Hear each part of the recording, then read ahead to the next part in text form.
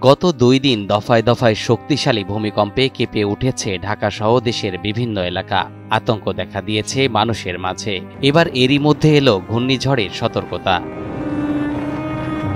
পূর্বাভাসে বলা হয়েছে দক্ষিণ আন্দামান সাগর ও তৎসংলগ্ন এলাকায় সুস্পষ্ট লঘুচাপ অবস্থান করছে। এটি পশ্চিম উত্তর পশ্চিম দিকে অগ্রসর হয়ে আরও ঘনীভূত হতে পারে এবং আগামীকাল সোমবার নিম্নচাপে পরিণত হতে পারে। এরপর সেটি গভীর নিম্নচাপে রূপ নিয়ে পরিণত হতে পারে ঘূর্ণিঝড়ে।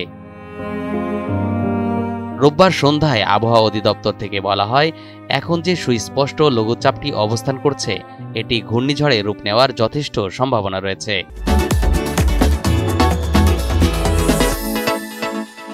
আগামীকাল নিম্নচাপে রূপ নেবে। সোমবার এ বিষয়ে সুস্পষ্ট পূর্বাভাস প্রদান করা হবে বলেও আবহাওয়া অধিদপ্তর থেকে নিশ্চিত করা হয়।